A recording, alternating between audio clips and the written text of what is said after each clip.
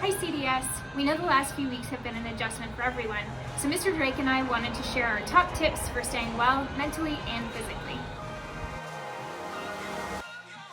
Alright, next tip for you is establishing good routines for the day.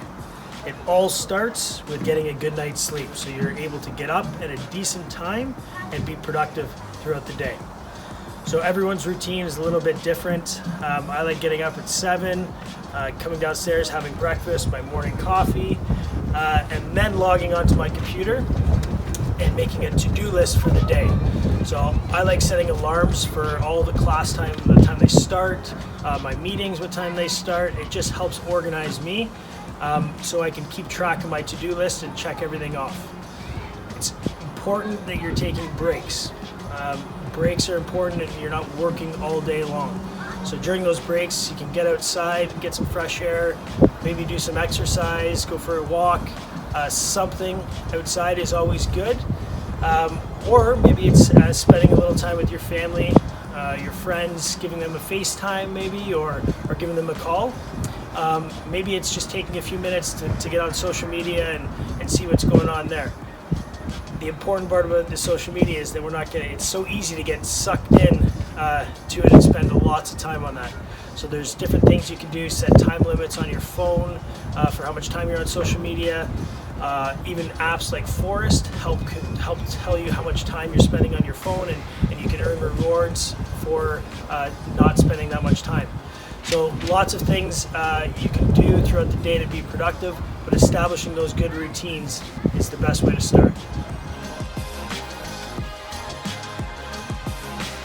Finding a good balance between school and home can be difficult at the best of times, but it's even more tricky when there's not much physical separation between those two environments.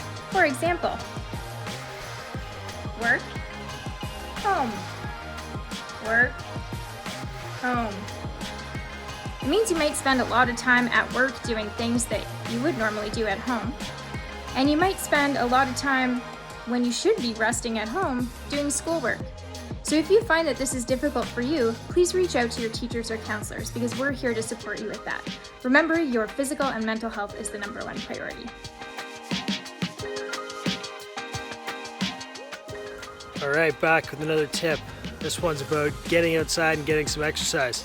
We're sitting at the computer a lot, trying to do a lot of work, so it's not like a regular day where you're out moving around. So it's important to get outside, go for a quick run like I just did, or do a little workout, a little walk. It doesn't need to be a long run, just something to get your heart rate up, and it'll make you feel way better. Get outside, do something active.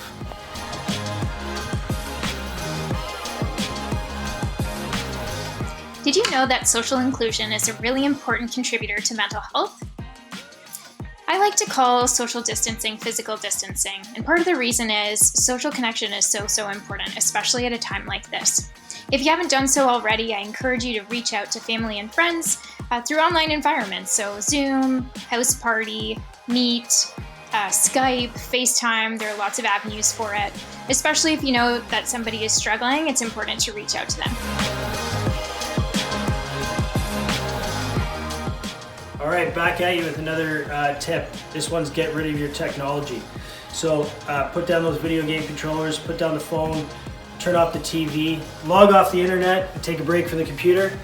Do something that you like doing, whether that's just listen to some tunes, read a book outside.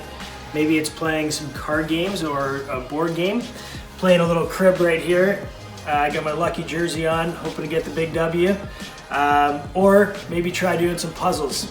I'm on my 4th puzzle this break, so just things to get away from the news that's on the TV, a lot of negativity, which adds to a lot of anxiety during these difficult times and this unknown. So take a break, shut off the technology, and try and play something relaxing.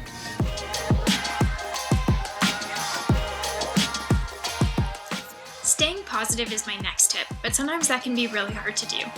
I came across this quote the other day on Instagram and felt like it was worth sharing. Remember that staying positive doesn't mean being happy all the time, but it does mean having hope. Sometimes we need to catch ourselves when we engage in negative self-talk and try reframing. For example, I'm stuck at home could become I'm safe at home.